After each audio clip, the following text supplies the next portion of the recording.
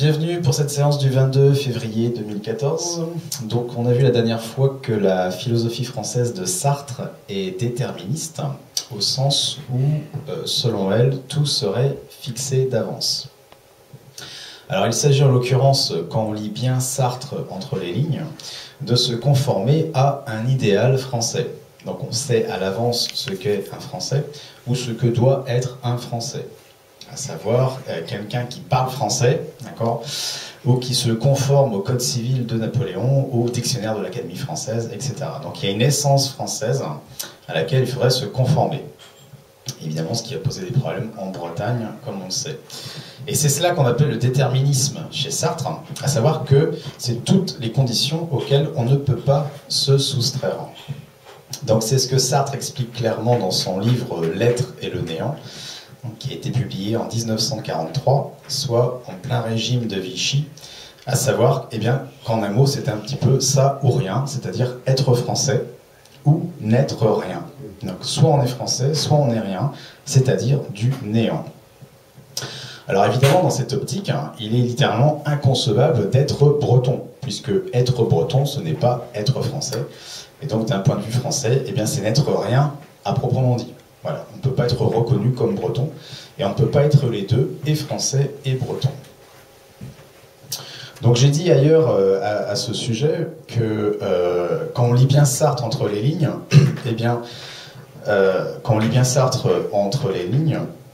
c'est cette indifférence française qui est à l'origine du sentiment identitaire en Bretagne. À savoir que c'est quand je ne suis rien aux yeux des autres, que je souhaite justement leur montrer qui je suis. Et paradoxalement, c'est l'autre qui me donne ainsi l'occasion de me manifester. Donc c'est la même chose en rapport entre Irlandais et Anglais, avec le philosophe George Berkeley, ou entre Écossais et Anglais, avec le philosophe David Hume. Donc pour moi, le symbole français par excellence de ce déterminisme à la française, où tout est déterminé ou prédéterminé, c'est le symbole de la Tour Eiffel. Vous avez une fusion des différences, vous avez les 4 piliers de la Tour Eiffel qui représentent symboliquement les 4 coins de la France, unis comme ça dans un seul et même élan. Donc c'est cette Tour Eiffel qui s'élance vers le ciel, et donc vous avez cette fusion des différences, fusion des cultures qui constituent la France, dans un sens de progrès, voilà, d'élancement vers le ciel. Et c'est une unité indiscutable. C'est l'idéal français qu'il s'agit d'atteindre. Donc évidemment, la Tour Eiffel, c'est un symbole de progrès indiscutable et d'avenir, et donc toute culture qui ne se pliera pas à ce progrès ou à cet avenir sera considérée comme résistante un petit peu. Et on comprend évidemment le blocage ou la crispation de l'idéal français par rapport à toute culture qui ne rentre pas dans le cadre, dès qu'il s'agit pour elle de se manifester précisément pour ce qu'elle est, ainsi que je le mentionnais tout à l'heure. Donc la pensée de Sartre, elle est très intéressante. Il faut lire Sartre d'un point de vue philosophique, mais il faut lire Sartre aussi d'un point de vue culturel. Donc on continue notre exploration de la pensée de Sartre.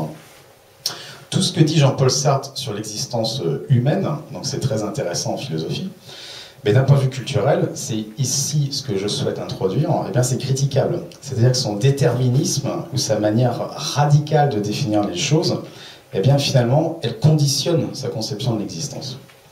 Et encore une fois, ici, on lit Sartre avec Descartes, qui a une toute autre conception de l'existence, et une toute autre conception de la liberté humaine. Donc Sartre nous dit qu'on existe de manière déterminée avant d'être soi-même, et que l'existence consiste à se défaire des déterminations pour devenir soi-même. Mais quand on relit Sartre avec Descartes, les choses sont beaucoup plus simples, d'accord ? C'est qu'on est d'abord soi-même, on est libre, on se fait soi-même, d'accord ? On constitue son identité, et à ce moment-là, les déterminations, elles ont moins d'importance. Alors c'est ce que je souhaite développer ce soir, à savoir que l'on peut être soi-même avant de prendre en compte les déterminations. Autrement dit, nous ne sommes pas si déterminés que cela. D'accord ? Et c'est à cet endroit, évidemment, que je vais me servir de l'exemple breton, puisque la Bretagne, c'est effectivement une ressource, d'accord, pour aller dans ce sens. Alors il est très intéressant que dans la pensée de Jean-Paul Sartre, eh bien, dans notre vie sociale ou personnelle, on a toujours l'impression d'être captif ou prisonnier. D'accord ? Donc c'est comme s'il était impossible de s'extraire de nos conditions de départ. Typiquement notre enfance, d'accord, notre passé, et puis finalement notre milieu social. Mais tout ça, ça a une dimension philosophique chez Sartre. Donc pour Sartre, nous venons au monde avec le sentiment d'être prédéfinis. D'accord ? Le monde attend tellement de nous que finalement, on a très peu de choses à y apporter dès la naissance, et que la question de la liberté va se jouer justement contre les déterminations.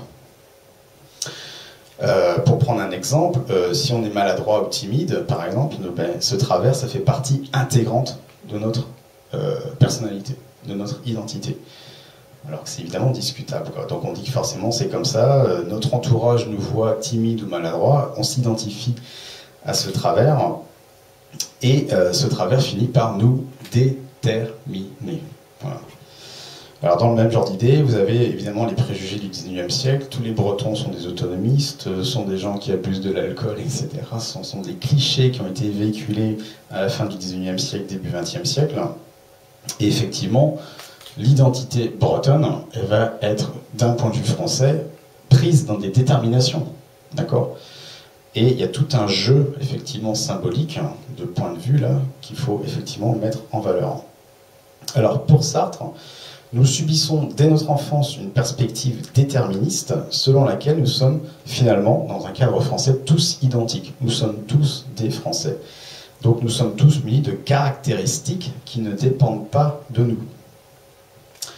Alors c'est vrai que c'est un peu la logique française de la Troisième République, dont on hérite au début du XXe siècle, à savoir que la République française engendre des petits Français. Et ça, ce sont des discours qu'on entend encore aujourd'hui à l'Assemblée nationale. Donc évidemment, c'est très lyrique, d'accord, c'est très intéressant, et évidemment, ça pose problème à un niveau culturel.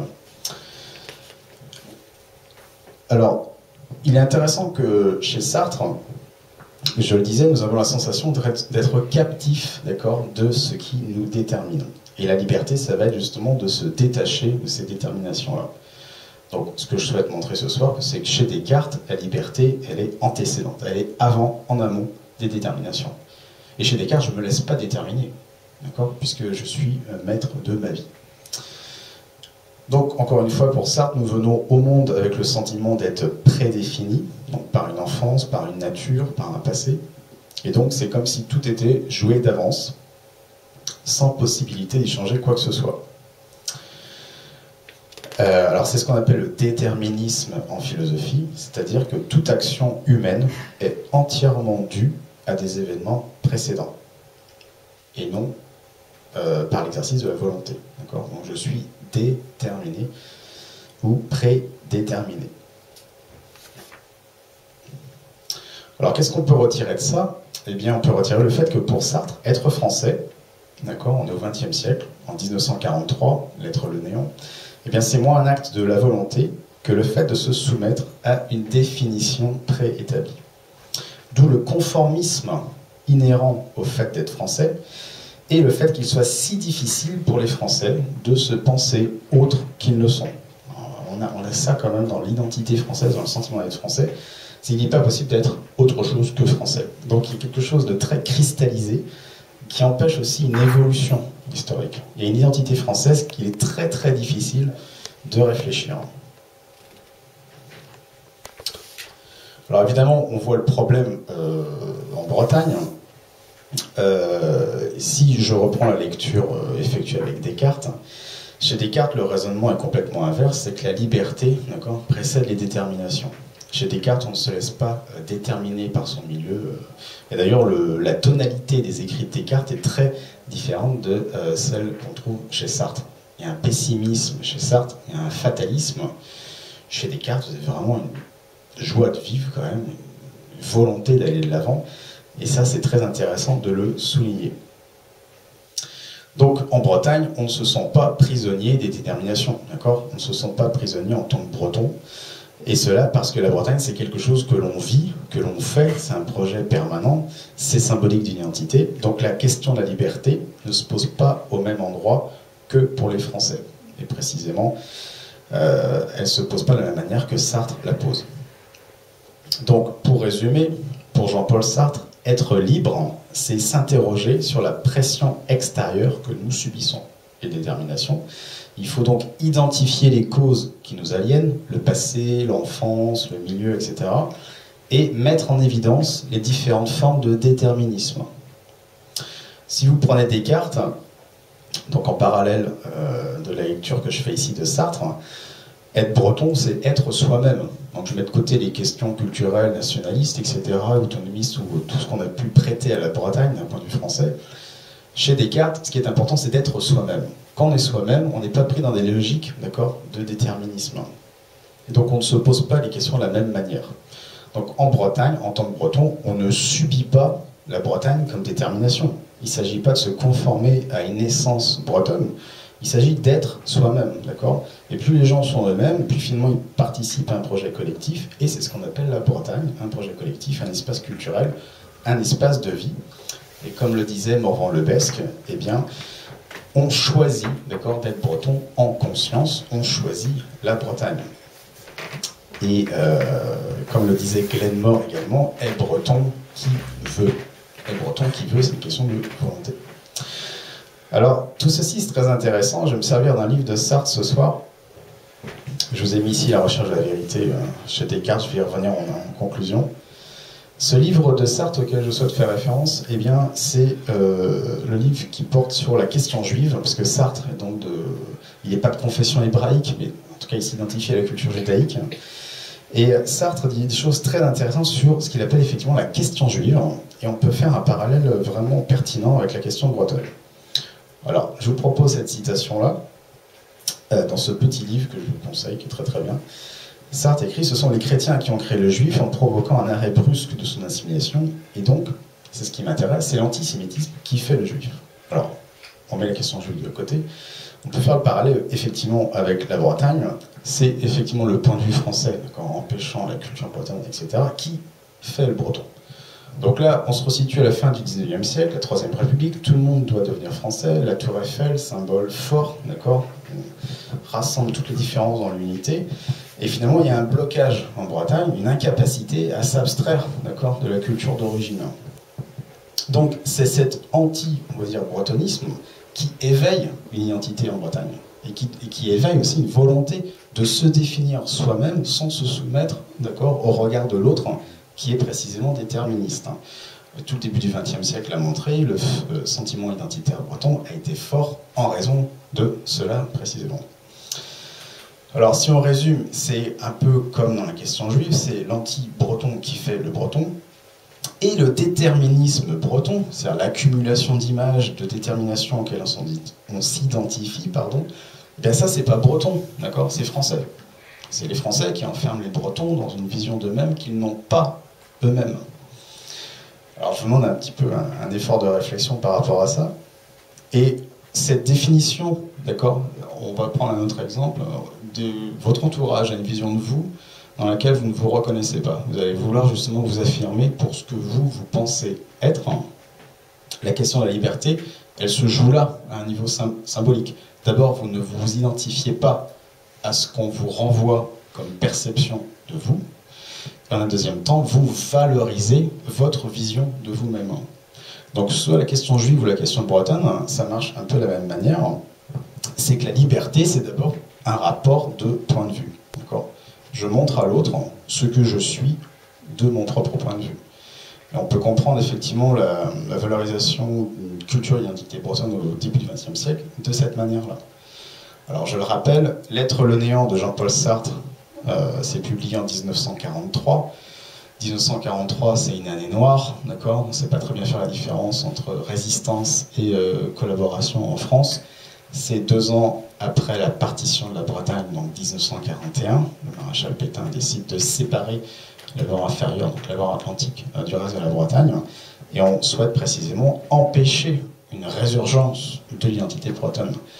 Donc, il faut lire Sartre pour des questions philosophiques, il faut lire Sartre aussi pour ces questions culturelles, d'accord ? Et c'est crucial, parce que le texte apparaît dans toute sa richesse. L'être et le néant, c'est être français ou rien. On ne peut pas être, il n'y a pas d'alternative. Donc on a tous à être français. Et j'attire votre attention sur le fait que l'existentialisme est un humanisme est publié 2 ans après, à la Libération, en 1945. Libération qui prendra un sens philosophique fort chez Sartre, au sens où il pourra dire que les Français sont libérés d'eux-mêmes. Cependant, la question de Bretonne restera la même, et la partition restera également, puisqu'on n'est pas revenu sur la décision de 1941, et Nantes, aujourd'hui, est toujours donc séparée du reste de la Bretagne. Donc je voulais faire cette petite parenthèse sur le livre de Sartre, La question juive, pour montrer que être libre, c'est d'abord effectivement pour Sartre se libérer du regard de l'autre. Et chez Descartes, on n'a pas cette perspective parce qu'on ne subit pas le regard de l'autre. Et ça, je le dis toujours, Descartes, il est allé en Hollande pour devenir philosophe, mais il est surtout allé en Hollande pour devenir lui-même, d'accord? Parce que dans son pays d'origine, qu'on parle de Bretagne ou qu'on parle de royaume français, eh bien ce n'était pas possible d'être soi-même, d'accord? La Bretagne n'était plus censée exister, on ne pouvait pas être breton à l'époque de Descartes. Donc Descartes n'est pas breton en Hollande, c'est simplement qu'il est lui-même, d'accord? Et il ne subit pas le regard que d'autres ont sur lui. Donc c'est ça l'idée importante à retenir ce soir. Qu'est-ce que je pouvais ajouter? Ah oui, alors notion très importante. Chez Sartre, évidemment, le déterminisme, c'est lié à un certain pessimisme, mais c'est lié aussi à une résignation, d'accord? Donc ça, c'est très important, ça va être un petit peu la deuxième partie de l'exposé. C'est que finalement, l'action n'est plus possible. Voilà, c'est que quand je suis enfermé dans des déterminismes, eh bien, il est moins possible d'agir. Pourquoi? Parce que je me sens captif aussi de la représentation que les autres ont de moi. Et j'ai la sensation de ne pas pouvoir m'en défaire et donc de m'y réduire. Là, je peux prendre un exemple. En Bretagne, c'est vrai qu'il y a toujours eu cette idée que c'était un peu la région en France qui était la première à réagir. On parle de la Révolution française, on parle de tous les mouvements au XIXe siècle, etc. Parce que la Bretagne, justement, ne s'est jamais résumée à la vision qu'on avait d'elle, donc depuis Paris. Depuis Paris, c'est l'ouest de la France. L'ouest de la France, d'un point de vue breton, ça ne veut rien dire. Donc cette capacité de réaction en Bretagne, et moi je dis toujours de réaction et de création, parce que l'identité bretonne, elle est créatrice, elle ne se résume pas seulement à un passé, elle est toujours en train de se faire. Cette capacité de réactivité, elle est possible justement parce qu'en Bretagne, les Bretons ne se résument pas au regard que d'autres, d'accord? D'autres, on va dire le point de vue français, pour dire vite, ce regard que d'autres ont, comme le point de vue français, d'eux-mêmes. Donc, le pessimisme, le fatalisme, c'est pas dangereux, c'est inquiétant simplement en philosophie, parce que ça tue, ça élimine le désir de vivre. Alors, on aura l'occasion d'y revenir en lisant Sartre. Sartre, l'enfer, c'est les autres, évidemment, la célèbre formule. Ah ben, les autres m'empêchent d'être moi-même. Chez Descartes, tout le contraire.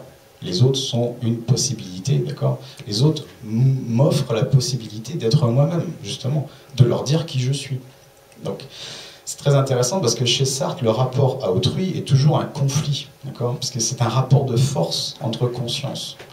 Chez Descartes, il n'y a pas de rapport de force. Je suis moi-même, les autres me reconnaissent, et on dialogue, on échange, on communique. Donc il y a un enrichissement là, alors que chez Descartes, il y a vraiment, chez Sartre, il y a vraiment une réduction. Donc c'est la deuxième idée que je veux faire passer ce soir, c'est que le déterminisme chez Sartre, c'est aussi un réductionnisme. Et c'est ce réductionnisme qui empêche l'action et qui empêche d'être soi-même. Donc c'est une forme de fatalisme et ça paralyse notre créativité. Ça nous empêche de créer. Donc on reste dans une sorte de cercle restreint de certaines possibilités réduites sans l'espoir de pouvoir les dépasser, d'accord, de sortir de ce que Sartre appelle sa situation. Ma situation est telle que je ne peux pas en sortir et que je m'y identifie et que finalement elle me définit. Et ça, c'est une autre dimension aussi des écrits de Sartre, c'est qu'il faut accepter aussi. Il y a une grande part d'acceptation et finalement de renoncement. Et il y a un vrai manque de dimension spirituelle aussi chez Sartre. Alors c'est curieux parce que j'ai dit la dernière fois que Sartre avait dit à la fin de sa vie qu'il n'avait pas été si existentialiste que cela, et qu'il avait toujours, comment dire, gardé cette dimension hébraïque. Donc il y a une spiritualité chez Sartre, hein, mais évidemment, elle n'apparaît pas dans ses œuvres. Et la majeure partie des œuvres de Sartre, c'est avant 1945. C'est là où il est le plus philosophe. Après, c'est beaucoup d'articles, et ces questions-là sont moins prégnantes. Donc, troisième partie de l'exposé. Donc je résume, on peut se trouver enfermé dans l'image que les autres nous renvoient. Et Sartre pourtant met bien en valeur que autrui, l'autre, eh bien, il joue un rôle crucial, d'accord, dans le rapport que nous entretenons avec nous-mêmes, d'accord. Et ce rapport qu'on entretient avec soi-même, c'est ce qu'on a appelé avec Descartes la réflexion, le retour sur soi. Réfléchir, c'est faire retour sur soi. Donc autrui, l'autre culture, l'autre, d'accord, qui m'échappe, il me permet toujours de faire retour sur moi-même. Donc ça ne peut pas être un enfer, c'est toujours un cadeau. L'autre est toujours la meilleure possibilité pour me manifester. Et c'est pour ça qu'en fait on dit que les Bretons n'aiment pas Paris, que la Bretagne a toujours été en conflit avec Paris, mais c'est pas si vrai que ça. Il y a une véritable ouverture d'esprit en Bretagne qu'il faut quand même mettre en valeur. Les Bretons se sont toujours enrichis aussi de la vision que les Français avaient d'eux. C'est faux de dire que les Bretons refusent la vision française, etc. Au contraire, ils n'ont cessé de l'accepter. Par contre, il y a quand même traditionnellement une crispation parisienne par rapport à toute manifestation bretonne. Voilà, parce que ça ne correspond pas à ce que je disais tout à l'heure, à l'idéal français. Donc, cet idéal de la Tour Eiffel, d'unité collective.